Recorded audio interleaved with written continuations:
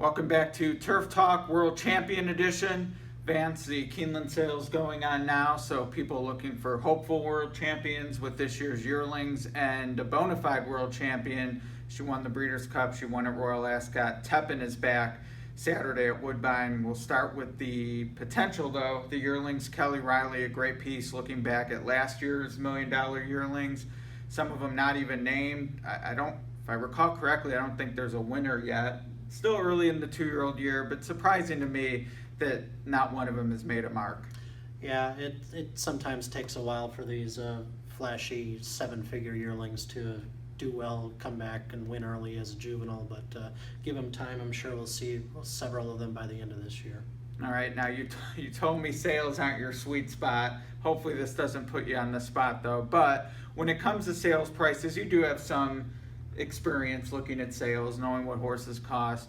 Where do you think is typically the value spot? I mean, obviously you can get $5,000-$10,000 horses have gone on to do great things. It does seem like 7 figures, you're gambling that you need that $10 or $20 million horse down the road. That's obviously dubious for you. Where do you think the best value lies? I think when you have the money to spend. If you have the money to spend and it's no object, I think anywhere up to maybe $500,000-$600,000 is a pretty good spot. I have noticed that quite a bit over the summer, looking at some of the Saratoga Del Mar maiden winners, especially even from the high class stables like Chad Brown, Todd Pletcher.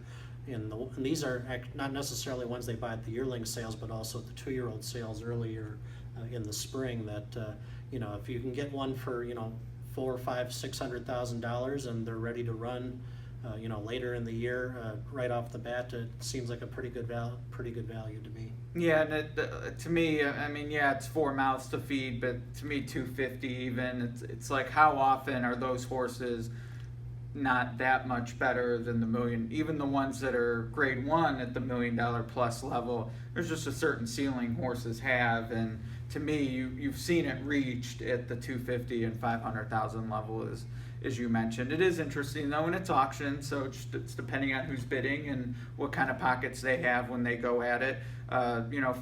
There's certain people, if the 2 people bidding, both their ceilings are $500,000, that's what's going to be the price. Even if it were 2 other people, it might be $1 million. Yeah, and just going back to sales prices briefly, I think more often than not, when you're going to $1 million, $2 million, it's not necessarily just their racing potential, but it's also their residual value, their pedigree that these people are paying a premium for, especially the Coolmores and the Godolphins of the world and stuff, so like that. So they're always looking at not only potential good runners, but potential stars in the breeding shed. Whereas, the regular racing stables, they're only willing to put out maybe $500,000, but they're also looking to maybe sell that horse later on. Yep, absolutely. One person very active is Mandy Pope. She had one of the sales toppers last year, and I believe for Hava de Grace is 2-year-old this year. So yeah, it sounds right.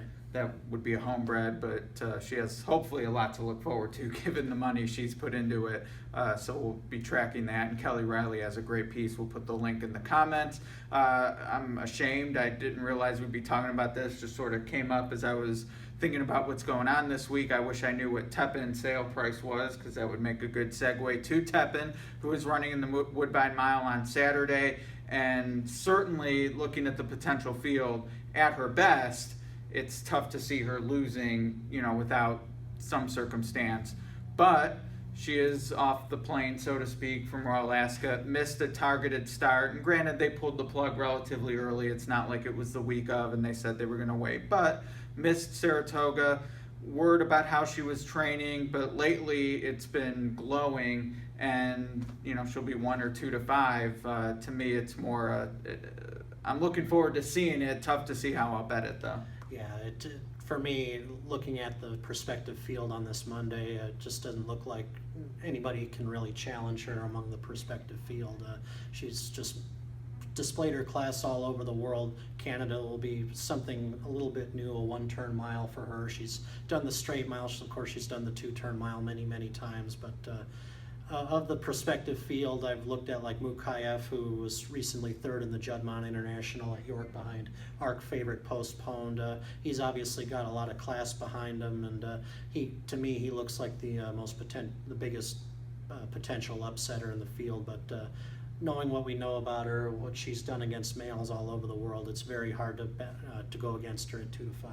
Yeah, and I'm glad you mentioned it being a one-turn mile. It's a race I sort of wished more dirt horses who had that mile style pedigree looked at, because a lot of mile races here are 2 turns. So it's a unique opportunity to run. Yeah, it's out of the country, but I mean, if you're on the East Coast, it's closer than LA anyway. Maybe people look back at the example of 20 years ago when Gentleman came off of a huge win in the Pacific Classic, went up to the Woodbine Mile and totally tanked, and ultimately ended up losing the Older Male and Horse of the Year vote in that fashion. Was a long time ago. It was a long time ago, but you know, but yeah, I still hold long memories. I still hold game. a lot of grudges against people who didn't vote for Gentleman because I thought he was the best horse in the country that year. But sometimes when you take those kind of risks, like Dick Mandela did that particular year, it doesn't work out. Yeah, and we saw that with Princess Silmar. Although I would say Beholder probably was better, but if they had called it a year, she would have been champion. So Yes. Sometimes risks don't pay off, but when they do, they're all the more sweeter. At least that's how the conventional wisdom goes.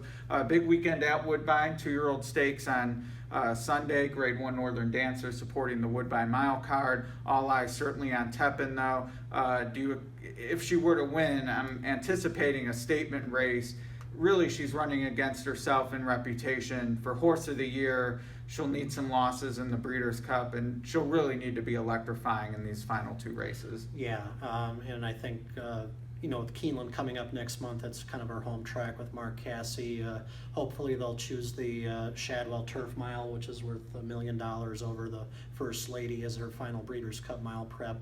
If she finishes off the season with 4 straight wins against males, she's sure to get a lot of support for Horse of the Year. Yeah. I mean, to me, Chrome winning all the big Grade 1 races that he could still has the edge, but she would be a tough luck non-Horse of the Year in a year where that campaign normally would be a slam dunk. And there's been a lot of those over the years, but even if Cal Chrome maybe just barely holds on by a half length or so, maybe she'll get some support her way. Who knows? She'll get support, no doubt. Won't come from me if Chrome wins out, but champion older female. Sure. Turf female. So, all right. Well, I'll be at Woodbine this week. We'll be back next week to wrap up what we see there, and to look forward to the Little Brown Jug standard bred racing. Looking forward to you experiencing it for the first time. Yeah, I'm anxious to get up to Delaware, Ohio. First, it'll be my second trip there. First time I was only there during the off season. Didn't get a chance to look at the track too closely, but looking forward to that leg of the Pacing Triple Crown. All right. Well, one thing with the jug, you get an up close look for sure. You're on top of the track, half mile. Yep, the track is very small. They go around twice for a mile, and big crowd. It's usually the largest crowd in harness racing every year, 50,000 plus. So Yep. It should be a great atmosphere. Absolutely. All right. That's next week. This week is the Woodbine Mile. Enjoy that, and we'll be back to talk about it.